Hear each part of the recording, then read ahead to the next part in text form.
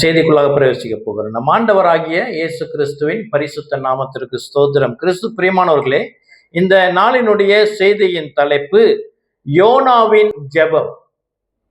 தீர்க்கதரிசியான யோனாவின் ஜெபம் என்ற தலைப்பில் யோனா புத்தகத்தை நாம் சற்று தியானிப்போமாக. ஆமென். யோனாவில் 4 அதிகாரங்கள் உண்டு. வசனங்களுக்குள்ளா போவதற்கு முன்பதாக சில ஒரு யோனாவை குறித்து சில காரியங்கள் நாம் தெரிந்து கொள்வது மிகவும் ஆசீர்வாதமாக இருக்கும். யோனா தீர்க்கதரிசி, அவர் ஒரு யூதன். அவர் இஸ்ரவேலின் தீர்க்கதரிசி. இஸ்ரவேலின் தீர்க்கதரிசி என்றால் நார்தர்ன் கிங்டம்,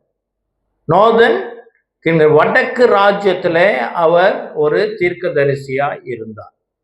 சவுதன் அல்ல, ஜுடேயா அல்ல, மாறாக மேலே வடக்கு ராஜ்யத்திலே அவர் ஒரு தீர்க்கதரிசியா இருந்தார். இங்க என்ன குறிக்கப்பட்டிருக்கிறது, எப்படி நமக்கு தெரியும் அப்படி என்றால், யோனா முதல் அதிகாரம் முதல் வசனம் எப்படியாக சொல்லுகிறது, அமித்தாயின் குமாரனாகிய யோனாவுக்கு அப்படி என்று அவருடைய அப்பாவின் தகப்பனாருடைய பெயர் கொடுக்கப்பட்டிருக்கிறது. அவருடைய தகப்பனாருடைய பெயர் 2 ராஜாக்கள் 14ஆம் அதிகாரம் 25ஆம் வசனத்திலே அவருடைய குறிப்பு அங்கு உண்டு. 2 ராஜாக்கள் 2 கிங்ஸ் 14ஆம் அதிகாரம் வசனம் 25. காத்தேப்பேர் ஊரானாகிய அமித்தாய் என்னும் தீர்க்கதரிசியின் குமாரன் யோனா என்னும் தம்முடைய ஊழியக்காரனை கொண்டு இஸ்ரவேலின் தேவனாய் கர்த்தர் சொல்லி இருந்த வார்த்தையின்படியே என்று வருகிற இந்த சப்போர்ட்டிவ் வேர்ஸ் அங்க இருக்கிறத நான் உங்களுக்கு ஒரு தகவலாய் கொடுக்கிறேன். 2 கிங்ஸ் 14:25. 2 கிங்ஸ் 14:25ல யோனாவை குறித்து அங்க எழுதப்பட்டிருக்கிறது. அப்போ என்ன, ஏன் அங்க எழுதப்பட்டிருக்கிறது என்றதை நான் உங்களுக்கு காட்டுகிறேன் என்றால் மிக முக்கியம். இதற்கான சத்தியம் உண்டு, நாம் அதை பார்க்க போகிறோம். சரியா? நார்தர்ன் வடக்கு ராஜ்யத்தினுடைய ஒரு தீர்க்கதரிசி. ஆண்டவர் அவர் ஒரு ஊழியத்திற்காக அழைக்கிறார். சரியா? இப்போ இந்த யார் இந்த யோனா அப்படி என்றால், 2 ராஜாக்கள் 4ஆம் அதிகாரம் 8வது வசனத்திலிருந்து அங்கு ஒரு சம்பவம் சொல்லப்பட்டிருக்கிறது. 2 ராஜாக்கள் 4ஆம் அதிகாரம் 2 கிங்ஸ்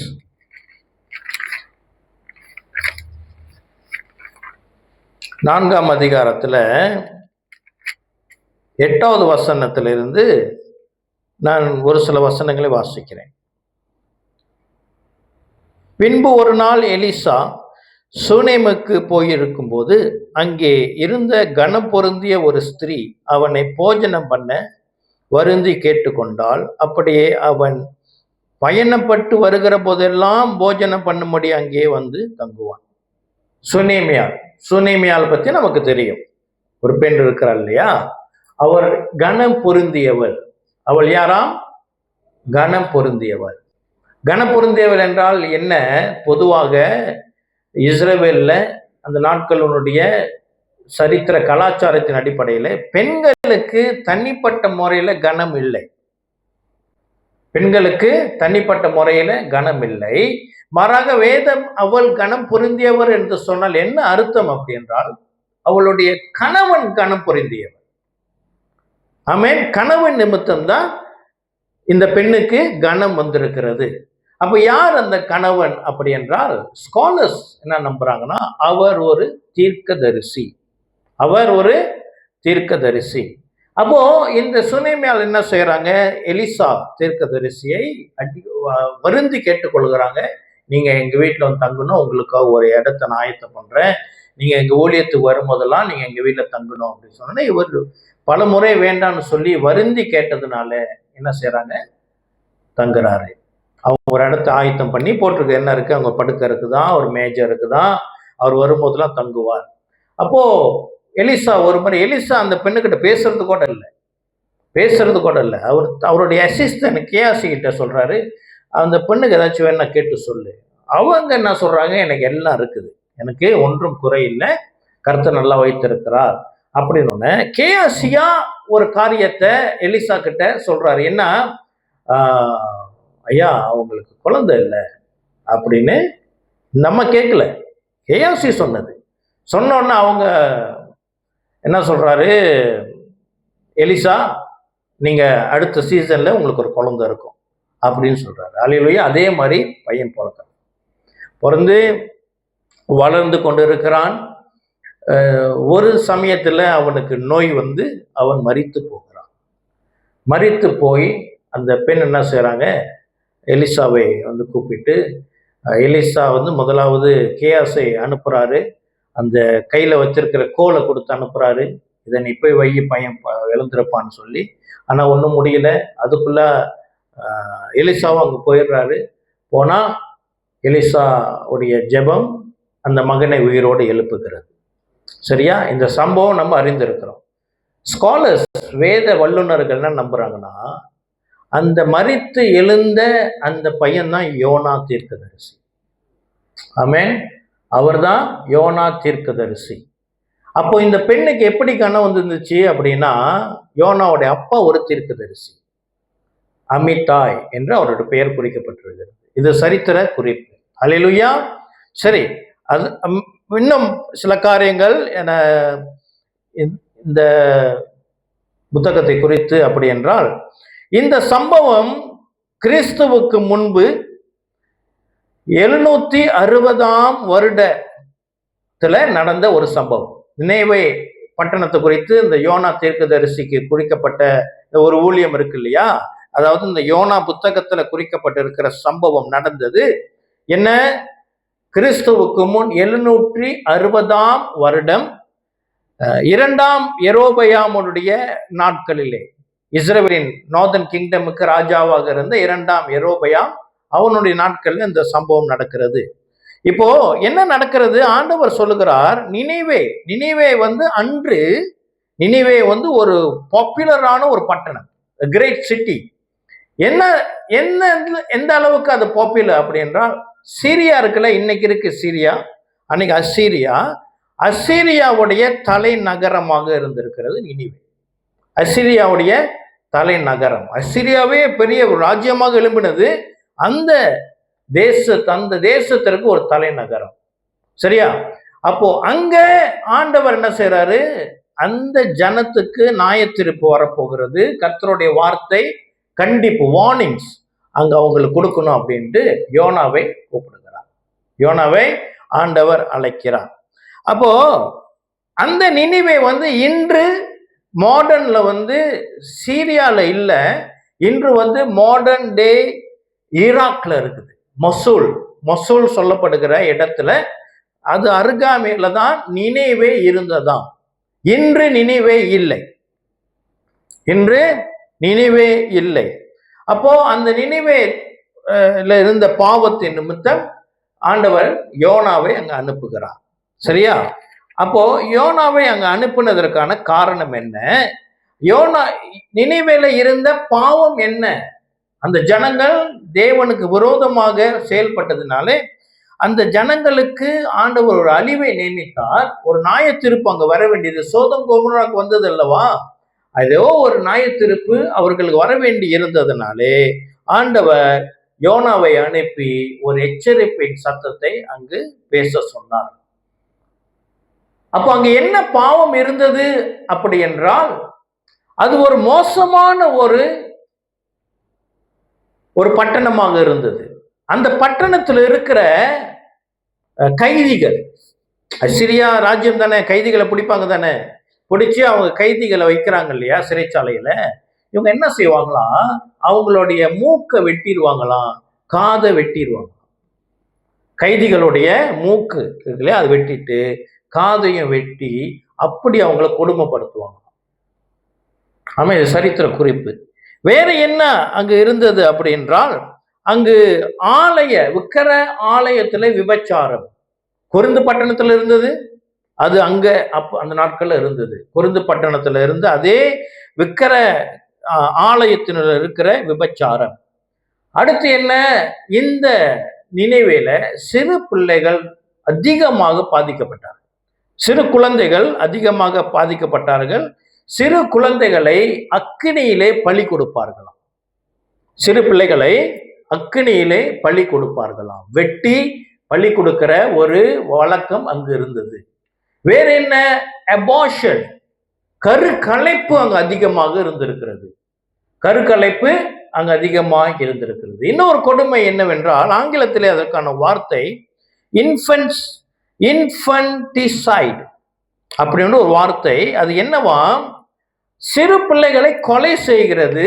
அதாவது ஒரு வருடத்துல, ஒரு குழந்தை பிறந்து ஒரு வருடத்துக்குள்ளாக, என்ன காரணம் என்னன்னு டீட்டெயில் தெரியல, ஆனால் அது அங்க சட்டப்பூர்வமாய் சொந்த தாய் அந்த ஒரு வருடத்துக்குள்ளாக அந்த குழந்தையை கொல்ல முடியும். இது சட்டப்பூர்வமான லீகல். இந்த கொடூரம் தேவனுடைய சிங்காசனத்திற்கு எட்டினது. அப்ப ஆண்டவர் என்ன செய்கிறார்? யோனாவை அனுப்பி அந்த ஜனங்களுக்கு ஒரு எச்சரிப்பின் செய்தியை கொடுக்க சொல்லுகிறார். இவர்கள் தண்டிக்கப்பட வேண்டியவர்களா இல்லையா? ஆமென்.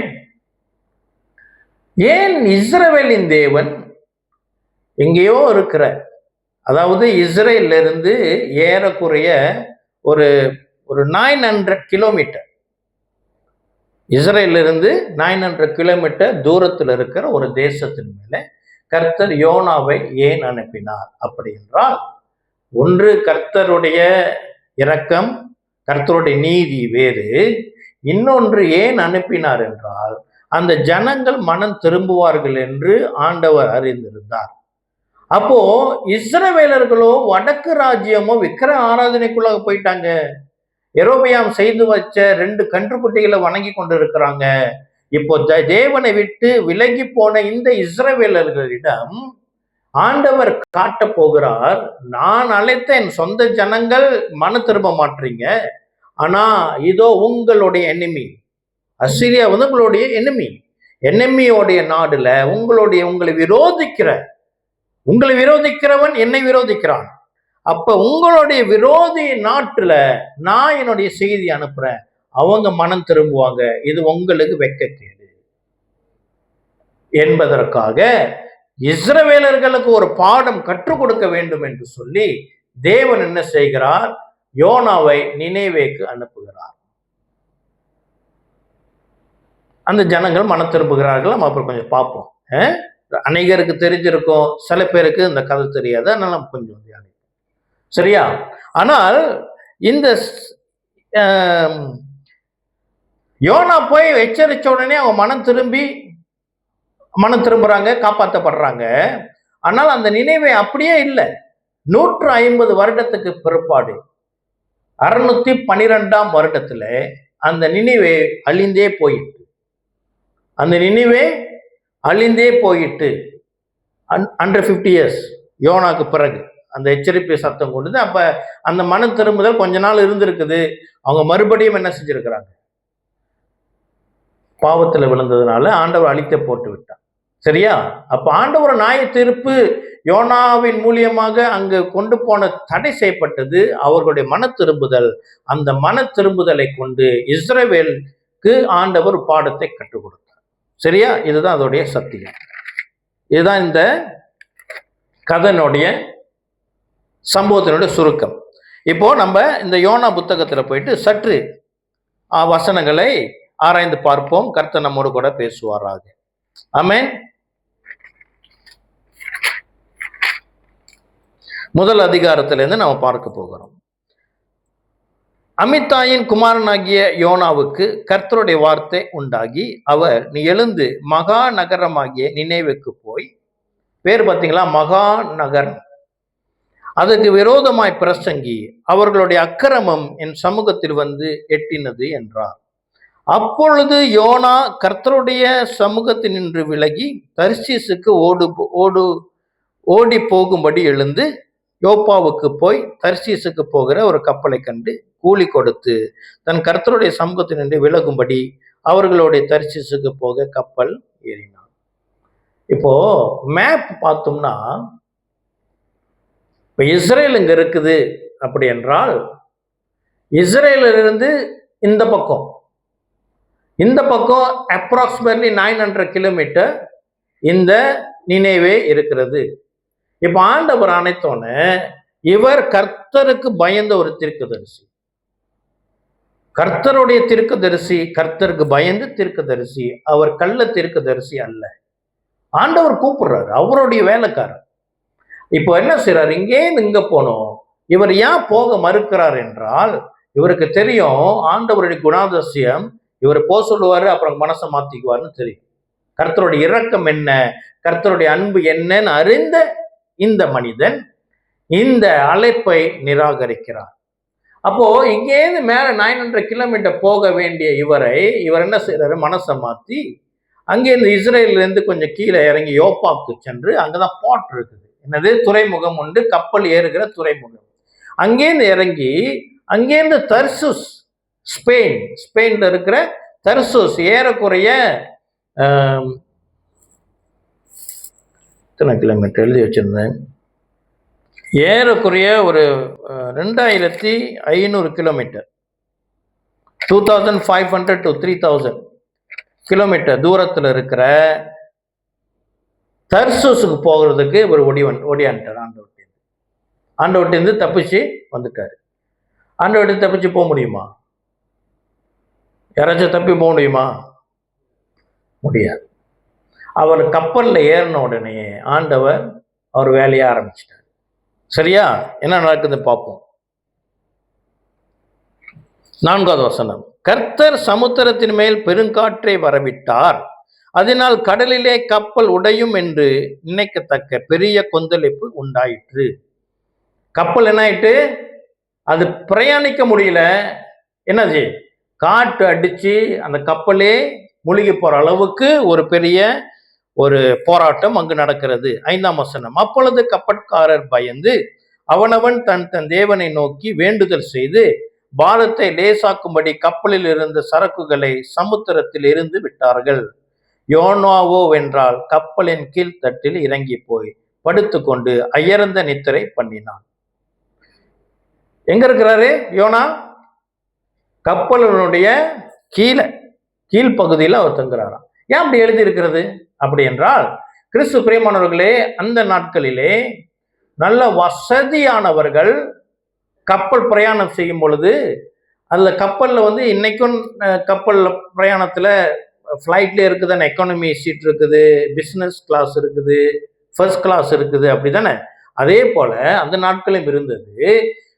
வசதி உள்ளவர்கள், ஐஸ்வர்யவான்கள் என்ன செய்வாங்க, கப்பல்ல அடித்தளத்துல தான் தங்குவாங்க. அப்ப யோனா வசதியான ஒரு ஆள். ஏன் யோனாக்கு வசதியா இருந்தது? ஏனென்றால் யோனா ராஜாக்களுக்கு ஆலோசனை சொல்லுகிற தீர்க்கதரிசி. ஆமென். he was a official, government official. ராஜாக்களுக்கு மத்தியில இருந்து தேவ வார்த்தையை கொடுக்கிற ஒரு தேவ மனுஷன். அவர் வசதியா இருந்தவர். சரியா? இப்ப நம்ம அதை கொஞ்சம் யோசிக்கணும். ஆண்டவர், நம்ம பொதுவா கிறிஸ்துவத்துல இருக்கிற ஒரு எண்ணம் என்னன்னா, ஏழைங்க வேற வழியே இல்லை, அவங்களதான் ஆண்டவர் ஊழியத்துக்கு அழைக்கிறார். இல்லை, நல்ல வசதியான ஆள்களையும் கர்த்தர் பயன்படுத்துவார். ஆமென். அல்லேலூயா. பேதுருவை அழைத்தார். பேதுரு படிக்க தெரியல அப்படி இப்படின்னுவோம். ஆனா பேதுரு வசதியான ஒரு ஆள். சரித்திரம் சொல்லுகிறது, பேதுருடைய வீடு, அந்த வீட்டினுடைய கதவு இன்னும் இருக்கிறது. அதனுடைய கதவு லேசான ஜனங்கள், ஏழை ஜனங்கள் அந்த மாதிரி கதவுலாம் போட மாட்டாங்க.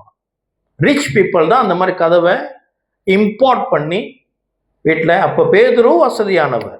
ஆமென். கர்த்தர் எல்லாரையும் பயன்படுத்துவார். ஆமென். அல்லேலூயா. சரி, அப்புறம் என்ன நடக்கிறது பார்ப்போம். 6வது வசனம். அப்பொழுது மாலுமி அவனிடத்தில் வந்து, நீ நித்திரை பண்ணுகிறது என்ன? எழுந்திருந்து உன் தேவனை நோக்கி வேண்டிக்கொள், நாம் அழிந்து போகாதபடிக்கு சுவாமி ஒருவேளை நம்மை நினைத்தருள்வார் என்றான். இப்ப அந்த கப்பல்ல இருக்கிற அந்த கேப்டன்ஸ் என்ன சொல்றாங்க, நீ எழுந்துரு, நீ மட்டும் இங்க படுத்திருக்கிற, இவ்வளோ கஷ்டம் போயிட்டு இருக்குது, நீ ஏஞ்சி உன் தேவனிட நீ ஜெபம் பண்ணு அப்படின்னு சொல்லி சொல்றாங்க. 7வது வசனம். அவர்கள் யார் நிமித்தம் இந்த ஆபத்து நமக்கு நேரிட்டது என்று நாம் அறியும்படிக்கு சீட்டு போடுவோம் வாருங்கள் என்று ஒருவர் சொல்லிக்கொண்டு சீட்டு போட்டார்கள். யோனாவின் பேருக்கு சீட்டு விழுந்தது. அவங்க வந்து சீட்டு போட்டு பார்க்குறாங்க, பேர் எழுதி சீட்டு போட்டு யார் பேர் வருதுன்னு சூஸ் பண்ணுறாங்க. இது அந்த நாட்களில் இருந்த ஒரு வழக்கம். இந்த வழக்கம் ஆதி திருச்சபையிலும் வந்தது.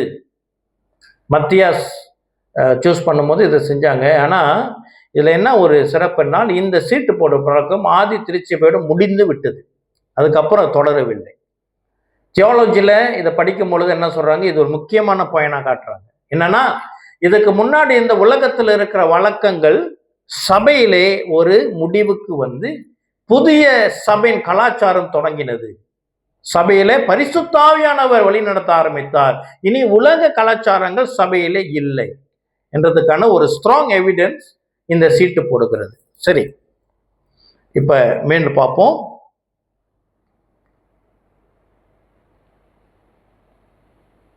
எட்டாவது வசனம். அப்பொழுது அவர்கள் அவனை நோக்கி, யார் நிமித்தம் இந்த ஆபத்து நமக்கு நேரிட்டது என்று நீ எங்களுக்கு சொல்ல வேண்டும். நீ உன் தொழில் என்ன? நீ எங்கே இருந்து வருகிறாய்? உன் தேசம் எது? நீ என்ன ஜாதியான் என்று கேட்டார்கள். அதற்கு அவன், நான் எபிரேயன், சமுத்திரத்தையும் பூமியையும் உண்டாக்கின பரலோகத்தின் தேவனாகிய கர்த்தர் இடத்தில் பயபக்தி உள்ளவன் என்றான். பாருங்க, அவன் தேவனுக்கு பயந்த ஒரு மனிதன். அவன் கர்த்தருடைய சமூகத்தில் நின்று விலகி ஓடி போகிறவன் என்று தங்களுக்கு அறிவித்ததினால் அந்த மனுஷர் மிகவும் பயந்து அவனை நோக்கி, நீ ஏன் இதை செய்தாய் என்றார்கள்.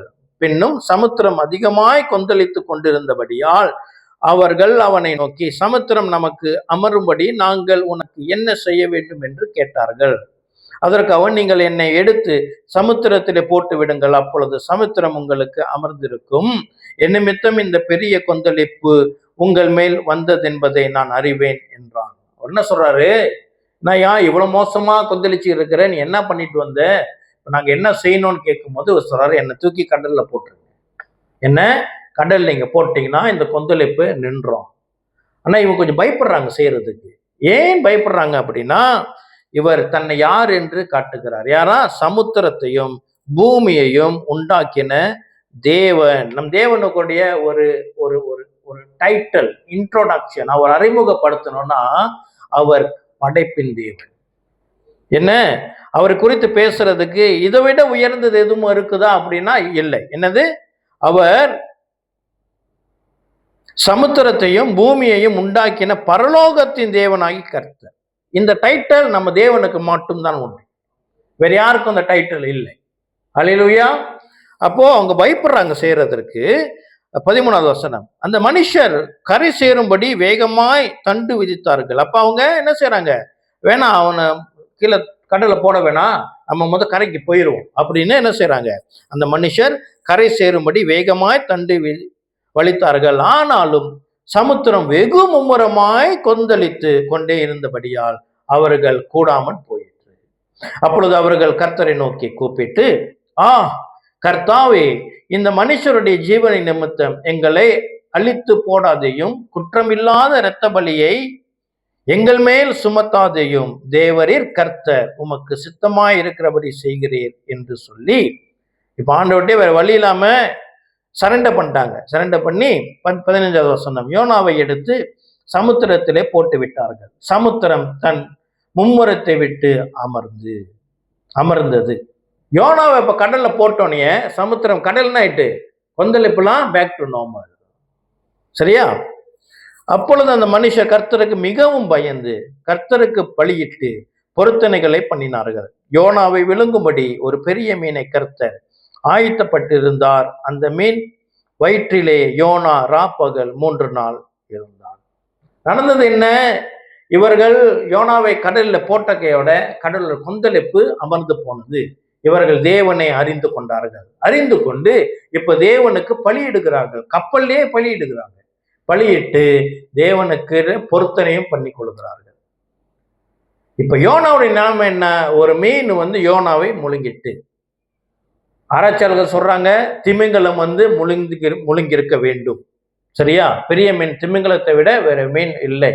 ஒரு புறம் ஒரு சாரார் என்ன சொல்றாங்க, திமிங்கலத்துடைய தொண்டை அதோடைய அளவு சிறியது, ஒரு மனிதனை உள்ளே விழுங்கத்தக்க அதால் கூடாதாம் அப்படி என்று ஒரு தரப்பு சாதிக்கிறார்கள். எப்படி இருந்தாலும் அங்கு வந்தது திமிங்கலமாக இல்லைன்னா வேற ஏதேனும் ஒரு மீன் ஆண்டவர் அனுப்புவார்.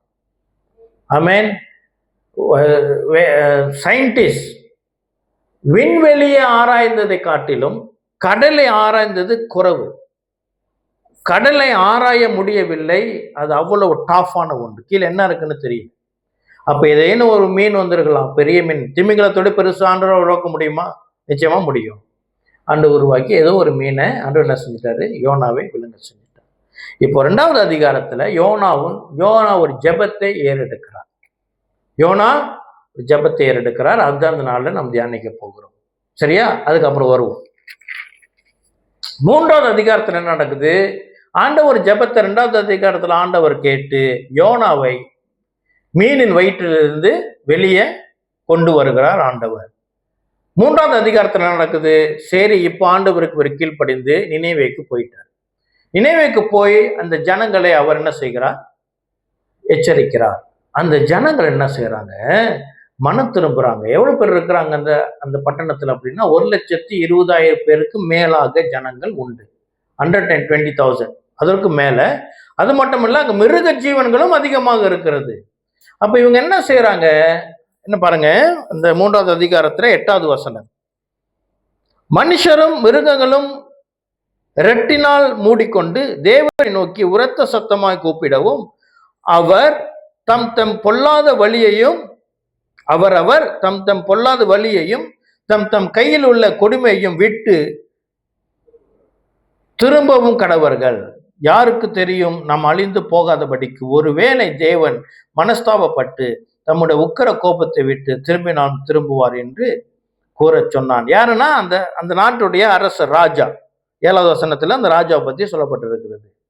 10ஆம் வசனம், அவர்கள் தங்கள் பொல்லாத வழியை விட்டு திரும்பினார்கள் என்று தேவன் அவர்களுடைய கிரியைகளை பார்த்து தாம் அவர்களுக்கு செய்யவேன் என்று சொல்லி இருந்த தீங்கை குறித்து மனஸ்தாபப்பட்டு அதை செய்யாதிருந்தார். ஜனங்கள் என்ன செய்யறாங்க? ரெட்டு உடுத்தி. ரெட்டுன்னு என்னது? ரெட்டுனா இந்த சாக்கு இருக்கு இல்லையா, குனி.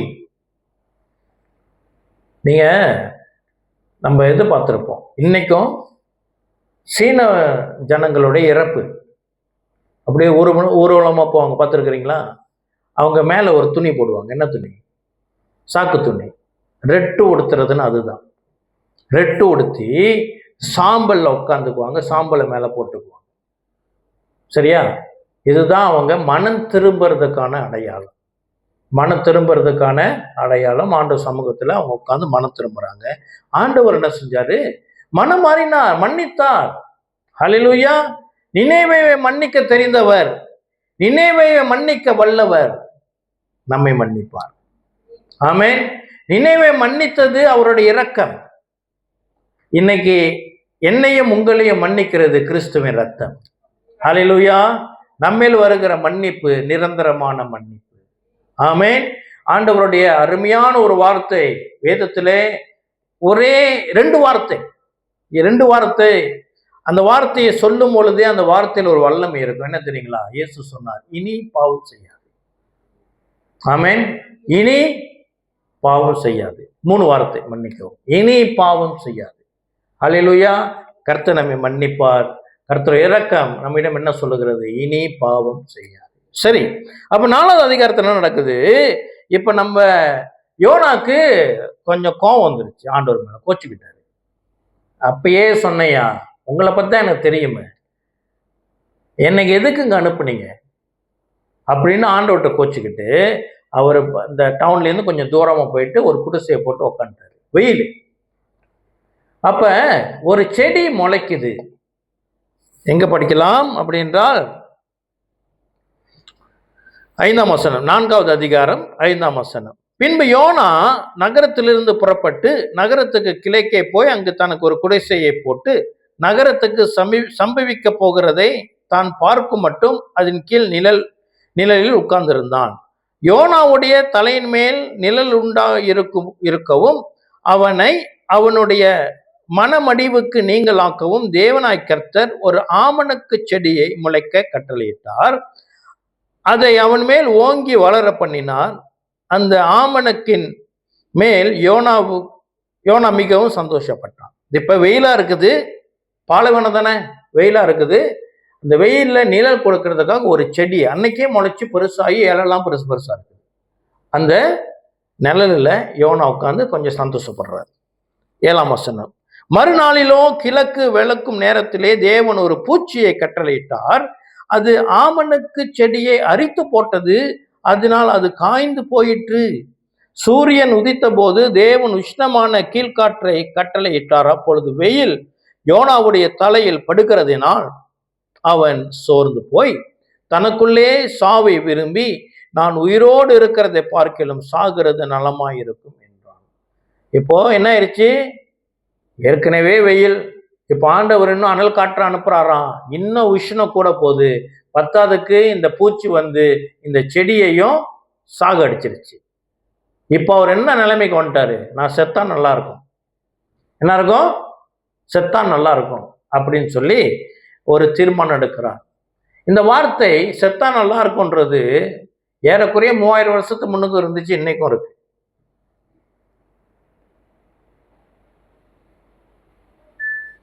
அந்த வார்த்தை நம்ம வாயில வரக்கூடாது.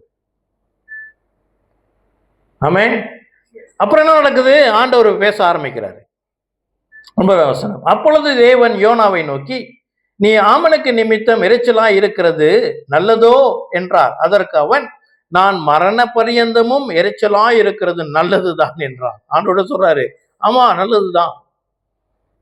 10ஆவது வசனம். அதற்கு கர்த்தர், நீ பிரயாசப்படாததும் நீர் வளர்க்காததும் ஒரு ராத்திரியிலே முளைத்ததும் ஒரு ராத்திரியிலே அழிந்து போனதுமான ஆமனுக்காக பரிதபிக்கிறாயே. என்னது? இந்த செடியை நீ வளர்க்கல, நீ தண்ணி ஊத்துற, நீ விதைய போடல, நீ வளர்க்கல, தானா வந்தது, தானாய் போனது. அது மேலேயே உனக்கு இவ்வளவு என்னது என்ன இருக்குதான்? பரிதபிக்கிறாயே. ஐயோ இந்த செடி போயிட்ட, நல்ல செடி ஏன் போனது அப்படின்னு சொல்லி உனக்கு இந்த செடி மேல இருக்கிற பாரம் சொல்லிட்டு, வலது கைக்கும் இடது கைக்கும் வித்தியாசம் அறியாத 120,000 பேருக்கு அதிகமான மனுஷரும் அநேக மிருக ஜீவன்களும் இருக்கிற மகா நகரமாகிய நினைவுக்காக நான் பரிதபியாமல் இருப்பேனோ என்றார். நீ ஒரு செடிக்காக அக்கறைப்படுற, 120,000 பேர் மேல நான் அக்கறைப்பட்டது தப்புன்னு சொல்றியா அப்படின்னு யோனாவிட்ட ஆண்டவர் தன்னை நிரூபிக்கிறார். ஆமென். கர்த்தர் நல்லவர். இதுதான் இந்த யோனாவின் புத்தகம் 4 அதிகாரம். இப்போ அவருடைய ஜெபத்தை நாம் தியானிப்போம். அல்லேலூயா.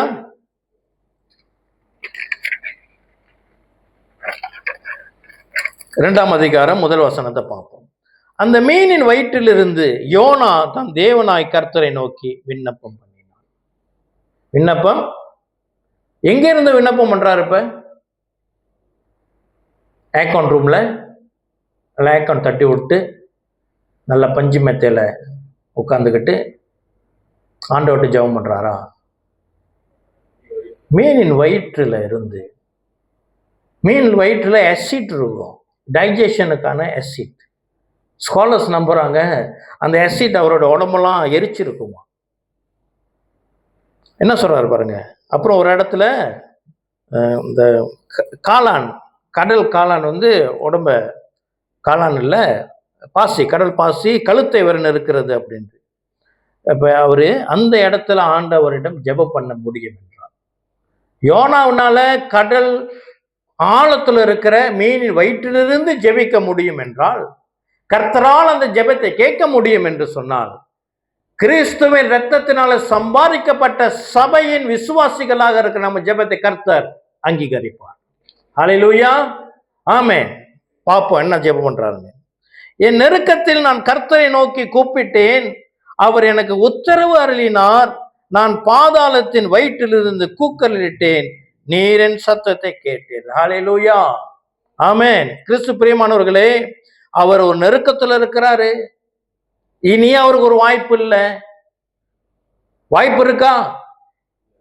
நம்ம பெரிய பெரிய மீன் வாங்கியிருப்போம். சரி, மார்க்கெட்டில் மீன் வாங்கியிருக்கிறீங்க தானே, சில பேர் மீன் பிடிக்கிறவங்களும் இருக்கலாம். ஓகே, எத்தனை பேருக்கு இந்த அனுபவம் இருக்குது? அந்த மீனை வெட்டும் பொழுது உள்ளுக்கு சின்ன மீன் இருக்கிறத பார்த்துருக்குறீங்க, பார்த்துருக்குறோமா இல்லையா? அந்த மீன் உயிரோட இருக்கு. மீன் வயிற்றுள்ளுக்கு போனா முடிஞ்சது கதை. ஆமா இல்லையா? அந்த நெருக்கத்தில் இருக்கிற யோனா இப்போ ஜெபிக்கிறான். இப்ப நம்ம எந்த நெருக்கத்துல இருக்கோம்? இல்ல, நம்ம கடையில மீன் வாங்கும் பொழுது மீன் வாங்கினா அது வெட்டி பார்த்தோன்னா உள்ளுக்கு சின்ன மீன் இருக்கும். அது அப்பதான் சாப்பிட்ருக்கோம், அதுக்குள்ளே உனக்கு பிடிச்சிருப்பானுங்க. அதை சொல்றேன்.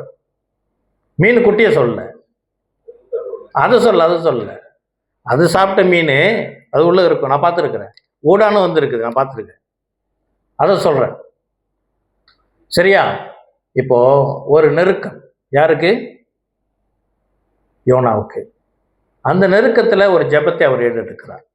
நம்ம வாழ்க்கையில் எத்தனை நெருக்கத்தை நம்ம கடந்து போகிறோம்? இல்லை எனக்கு பிரச்சனையே இல்லை, யாராவது கை தூக்க முடியுமா? சொல்லுங்க. இல்லை இந்த பிரசங்கம் போதுங்க, நான் கிளம்புறேன், எனக்கு எந்த பிரச்சனையும் இல்லை. ஏன் யோனாவின் ஜெபத்தை காட்டிலும் என் ஜெபம் பெரியது, அதனால நீங்க பிரசங்கம் பண்ணுங்க, நான் கிளம்புறேன், அப்படியாச்சும் இருக்கிறீங்களா? ஆமே. நெருக்கம் இந்த உலகத்தில் எல்லாருக்கும் உண்டு. ஆமேன். நெருக்கம் இல்லாத ஒரு வாழ்க்கையும் நம்ம காத்து கொண்டு இருக்கிறது. அது வரைக்கும் நமக்கு போராட்டங்கள் கடந்து போனோம். நெருக்கத்தின் மத்தியில் நான் கர்த்தரை நோக்கி கூப்பிட்டேன், அவர் எனக்கு உத்தரவு அருளினார். நெருக்கத்தின் மத்தியில கூப்பிடும் போதும் கர்த்தர் பதில் கொடுப்பார். ஹல்லேலூயா. அவர் எனக்கு உத்தரவு அருளினார், நான் பாதாளத்தின் வயிற்றிலிருந்து கூக்கலிட்டேன், நீர் என் சத்தத்தை கேட்டீர். இப்ப யோனா கடந்து போன ஒரு நெருக்கத்தை காட்டிலும் நம்முடைய நெருக்கம் யாராச்சும் பெருசுன்னு சொல்ல முடியுமா? யாராவது இருக்கிறோமாங்க? நோவா கடந்து போனது போல உலகத்தில் யாருமே கடந்து போயிருக்க மாட்டாங்க. ஆமென். 3வது வசனம். சமுத்திரத்தின் நடுமையம் ஆகிய ஆழத்திலே நீ என்னை தள்ளிவிட்டீர், நீரோட்டம் என்னை சூழ்ந்து கொண்டது, உம்முடைய வெள்ளங்களும் அலைகளும் எல்லாம் என் மேல் புரண்டது, நான் உமது கண்களுக்கு எதிரே இராதபடி தள்ளப்பட்டேன், ஆகிலும் இன்னமும் உம்முடைய பரிசுத்த ஆலயத்தை நோக்குவேன் என்றேன். இப்போ ஒரு நிலை என்ன அப்படின்னா, இவரை அலை அடிக்குதான், இவரை இருள் சூழ்ந்து கொண்டதான், ஆழத்துல போய் மாட்டிக்கிட்டாராம், அலைகள் அடிக்கிறதாம், வெள்ளங்கள் வருகிறதாம். அது மாத்திரமல்ல, இதுல மிகவும் கொடூரம் என்ன என்றால், நான் உமது கண்களுக்கு எதிரே இராதபடிக்கு தள்ளப்பட்டேன். ஒரு நிலை என்ன, இனி ஆண்டவர் என்ன பார்க்க போறது இல்லை. I came to a dead end. நான் கடைசிக்கு வந்துட்டேன், வேற வழி இல்லை. It was my failure. எனக்கு எல்லாம் முடிஞ்சிட்டு நான் தோற்று போன நிலையில வந்து நிற்கிறேன் என்ற ஒரு நிலைக்கு யோனா தள்ளப்பட்டான். கிறிஸ்து பிரியமானவர்களே, இந்த நிலை யோனாக்கு மாத்திரமல்ல, பிசாசு இந்த உலகத்தில் இருக்கிற மட்டும் கிறிஸ்து தெரிந்து கொள்ளப்பட்ட பிள்ளைகளுக்கும் இது வரும். இது வராது என்று நம்ம பாலிஷ் போட்டு நம்ம பொய் சொல்லுகிறது அல்ல. இந்த நிலை வருமா? வரும். கர்த்தர் இதை அனுமதிப்பாரா? நிச்சயமா எனது அனுமதிப்பார். யோனாவிடம் பேசுகிற ஒரு தேவன், யோனாவை தன் ஊழியத்தில் பயன்படுத்துகிற தேவன், அந்த யோனாவுக்கு அதை அனுமதித்தார் என்றால் நானும் நீங்களுமே மாற்றினோம். அழுத்தம் வரும், பிரச்சனைகள் வரும், போராட்டங்கள் வரும், நம் சிந்தையை குழப்பும், நமக்கு நவர முடியாத அளவுக்கு நம்மளை பிரச்சனைங்க நம்மை வந்து லாக் பண்ணும். வேற வழியே இல்லை, நம்மளுடைய பிரெயின் ஜாம் ஆயிரும். இதுக்கு மேல் நம்ம யோசிக்க முடியாது அப்படின்னு ஒரு சிக்கலை மாட்டிக்கிட்டு கொண்டு இருப்போம். திடீரென்று அப்பதான் உடம்புல ஏதாச்சும் ஒரு வலி வரும். அந்த நேரத்துல கொஞ்சம் இந்த பக்கம் வலிச்சிட்டோ, முடிஞ்சிச்சு கதை. பாஸ்டர், அடக்க ஆராதனைக்கு எல்லாம் ஏற்பாடு பண்ணிருங்க, இது மேல எனக்கு வழி இல்லை போறதுக்கு. ஒரு புறம் இது ஏற்கனவே ஒரு சொல்ல முடியாத ஒரு பிரச்சனை போய் கொண்டு இருக்குது, திடீர்னு சரீரத்திலே ஒரு பாதிப்பு, இது தாங்கி கொண்டு இதுவே முடியாத மல்லு கட்டிக்கிட்டு இருக்கிற வேலையில திடீர்னு நம்மளை வாங்கணும், அன்னைக்குதான் பழுதாகும், அன்னைக்குதான் பிரச்சனை, அன்னைக்குதான் ஆக்சிடென்ட். என்ன ஒண்ணு முடிஞ்ச ஒண்ணு, ஒண்ணு முடிஞ்ச ஒண்ணு, ஒண்ணு முடிஞ்ச ஒண்ணு. அது போயிட்டு இருக்க நேரத்துல திடீர்னு வீட்டிலேருந்து நமக்கு ஒரு பிரச்சனை வரும். பிள்ளைங்களுடைய சூழ்நிலை இது ஒரு பக்கம் தாக்கும். எத்தனை பேர் சொல்றீங்க ஆண்டவர்கிட்ட பேசி இருக்கிறாங்க? அல்லேலூயா. நான் ஏதோ எனக்கு தோன்றதை சொல்லிக்கிட்டு இருக்கிறேன். சொல்ல முடியாத காரியங்கள் நம்ம மைண்ட்ல இருக்கும். கர்த்தர் உங்களோட கூட பேசுவார். ஆமென். தொடர்ந்து அவர் என்ன ஜெபிக்கிறார் என்று பார்ப்போம். இதுலயும் மோசமான ஒரு நிலை என்னென்றால், ஒரு பதில் வராது. ஜெபித்து அழுது முட்டி போட்டு கதறினாலும் ஆண்டவர்கிட்டையும் பதில் வராது. ஆண்டவர் என்னது, இந்த 4வது வசனத்தை சொல்லபடி, நான் உமது கண்களுக்கு எதிரே இராதபடிக்கு தள்ளப்பட்டேன். ஆண்டவர், யூ ஹேவ் மேட் டிசிஷன். ஆண்டவரே, என்னால் இதுதான் நீங்க எனக்கு கொடுத்த கிரேஸ் டைம் எல்லாம் முடிஞ்சிட்டு, அவ்வளவுதான், இனி எனக்கு வாய்ப்பு இல்லை அப்படின்னு ஒரு நிலைமைக்கு தள்ளப்படுகிற சூழ்நிலை. அங்க என்ன செய்கிறார்? தொடர்ந்து வாசிப்போம். 4வது வசனம், ஆகிலும் இன்னமும் உம்முடைய பரிசுத்த ஆலயத்தை நோக்குவேன் என்று. யோனாவுடைய நம்பிக்கை பாருங்க, மீனின் வயிற்றிலிருந்து அவருக்கு தெரியும், அவருக்கு ஒரு நம்பிக்கை இருந்தது யோனாக்கு. என்ன? அழைத்தவர் உண்மை உள்ளவர். ஏன்னா அவர் மேல இரக்கம் காட்டுறாரோ இல்லையோ, ஆனா அவர் வேலையை முடிக்காம என்ன விட மாட்டார். என்ன? ஆண்டவர் ஒரு தீர்மானம் எடுத்துட்டாரு, ஒரு வேலையை முடிக்காம என்ன விட மாட்டார். கிறிஸ்து பிரியமானவர்களே, அப்புறம் கொரிந்து வசனத்தை போய் பார்ப்போம். 2 கொரிந்தியர்ல, என் மேலும் உங்கள் மேலேயும் கர்த்தர் திட்டத்தை வைத்திருக்கிறார், அது நிறைவேறும் அளவு நமக்கு முடிவு வராது. அல்லேலூயா. அழைத்தவர் உண்மை உள்ளவர், அதை முடிக்காம அவர் விட மாட்டார். அவரு நமக்காக வேற சப்ஸ்டிட்யூட் தேட மாட்டார். இவன் உதவ மாட்டான் சொல்லிட்டு வேற ஆளான்னு தேட மாட்டார். நம்மை அவர் யோனாவை பக்குவப்படுத்தவர், யோனாவை டியூன் பண்ணவர். யோனாவை அவரால் சரிப்படுத்த முடியும்னா என்னையும் உங்களையும் அவரால் சரிப்படுத்த முடியும். அவர் நினைத்ததை செய்து முடிப்பார். அல்லேலூயா. தொடர்ந்து பார்ப்போம். 6வது வசனம் 5:5, தண்ணீர்கள் பிராண பரியந்தம் என்னை நெருக்கினது, ஆழி என்னை சூழ்ந்தது, கடற்பாசி என் தலையை சுற்றி கொண்டது, பர்வதங்களின் அடிவாரங்கள் பரியந்தமும் இறங்கினேன், பூமியின் தாழ்பால்கள் என்றென்றைக்கும் என்னை அடக்கிறதா இருந்தது. ஆனாலும் என் தேவனாகிய கர்த்தாவே, நீ என் பிராணனை அழிவுக்கு தப்புவித்தேன். யோனா சொல்றாரு, அழிவிலே தப்பிக்கப்பட்டார். அப்படியா? அவர் எங்கேருந்து ப்ரே பண்ணி இருக்கிறாரு? இப்ப மீன் உள்ளுக்கு இருக்கிறாரு. அப்ப ஏன் சொல்லுகிறார், நீர் என் பிராணனை அழிவுக்கு தப்புவித்தீர் என்று ஏன் சொல்லுகிறார்? சொல்லுங்க, யாராச்சும் ப்ரிடிக்ட் பண்ண முடியுமா? கெஸ் பண்ண முடியுமா?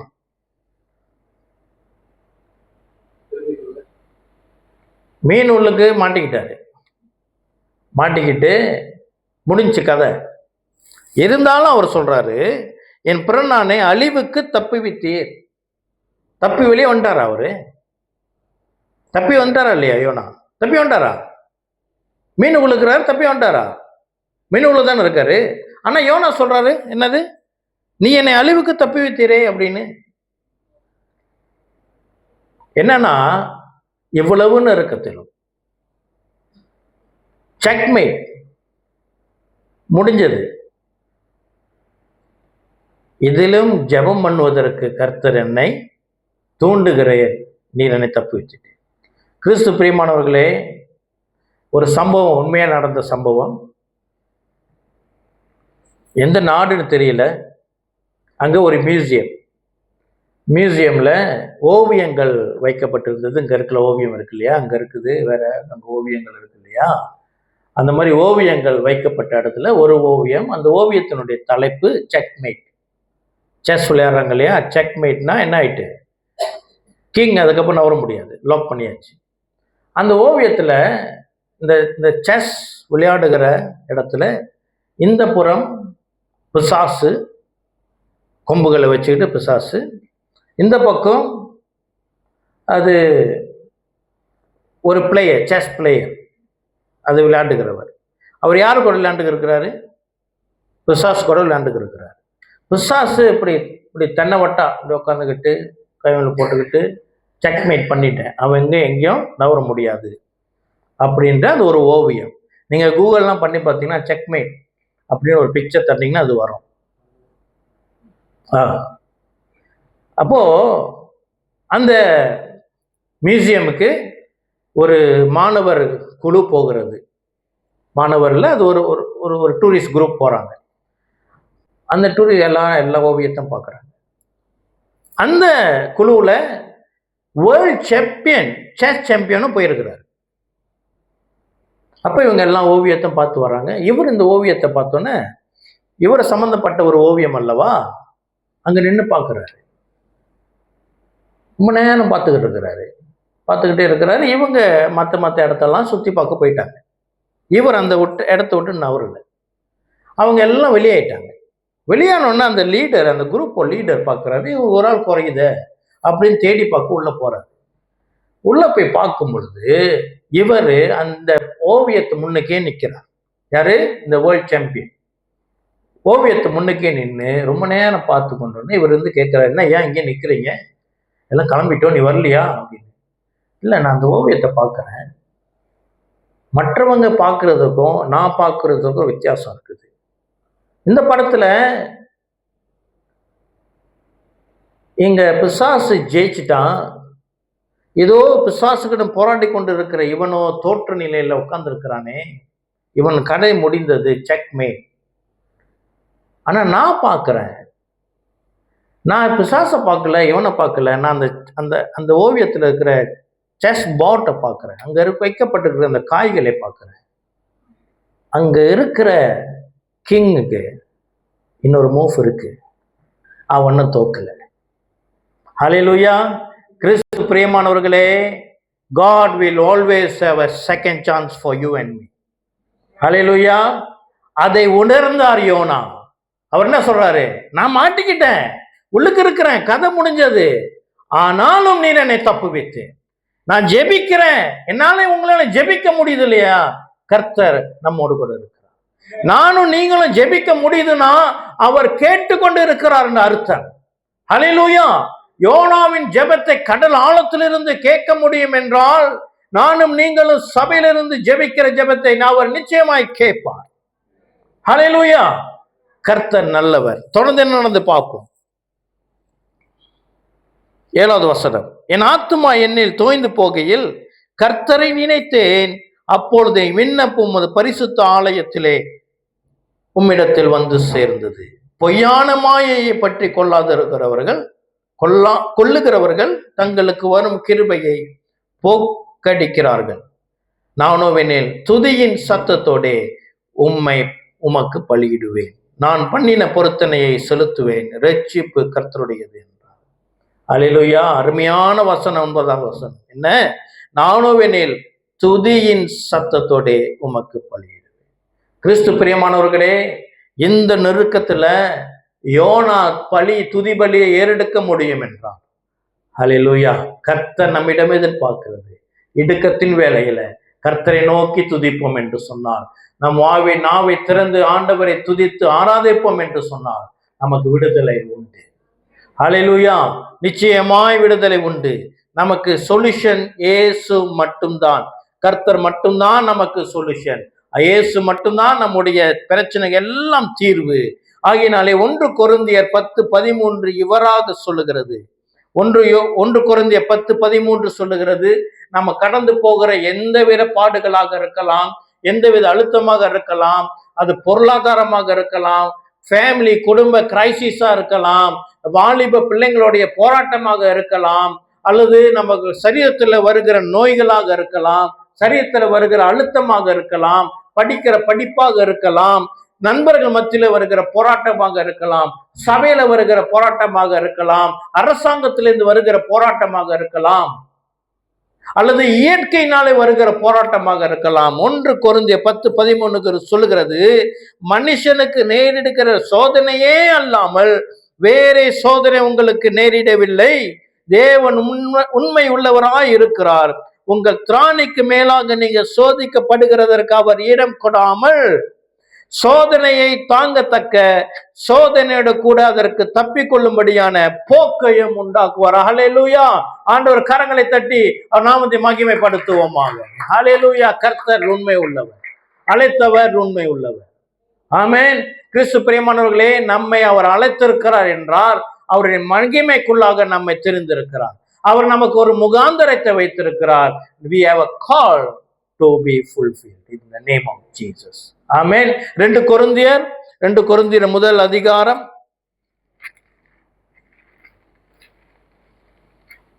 வசனங்கள் 19 நான் வாசிக்கிறேன். கிறிஸ்து பிரியமானவர்களே, இந்த வசனத்தை படிக்கிறது முன்னுக்கு நான் ஒன்று சொல்லிடுறேன். நம்ம வாழ்க்கையில எந்த சூழ்நிலையை கடந்து போனாலும், நம்ம வாழ்க்கையில பிரச்சனைகள் வருதுன்னா அதுக்கு ஒரு முக்கியமான காரணம் பிசாசு. யாரை விழுங்கலாம் என்று சுற்றி திரிகிறான். சரியா? அப்போ அவனுடைய நோக்கம் என்ன, அவனுடைய டார்கெட் என்ன, அவன் ஒன்று எதிர்பார்க்கிறான். என்ன? நம்ம ஆண்டவர் விட்டுறணும், ஆண்டவரை மறுதலிச்சிடணும் அப்படின்னு சொல்லி தான் அவன் இந்த போராட்டத்தை போராடி கொண்டு இருக்கான் நம்ம கூட. அப்போ எல்லா பிரச்சனையிலையும் நம்ம மைண்ட்ல வர்றது இந்த விசுவாசம் தான். தேவை வேற எங்கேயோ பிரச்சனை இருக்கும், இங்க தான் வரும்.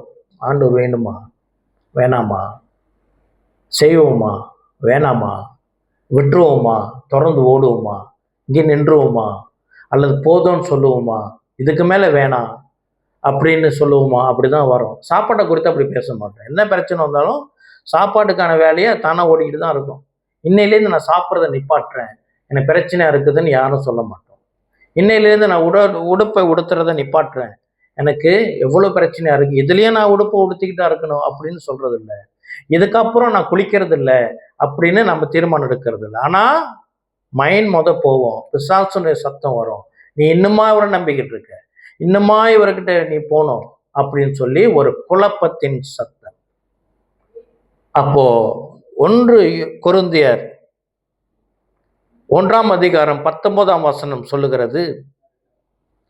2 கொரிந்தியர் முதல் அதிகாரம் வசனம் 19. என்னாலும்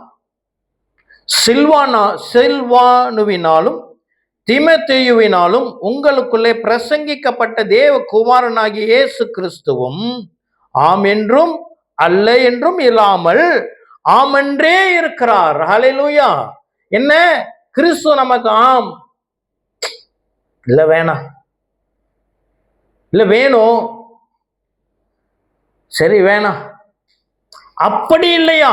கிறிஸ்து எப்படி இருக்கிறாரா? ஆம் என்றே இருக்கிறார். 20.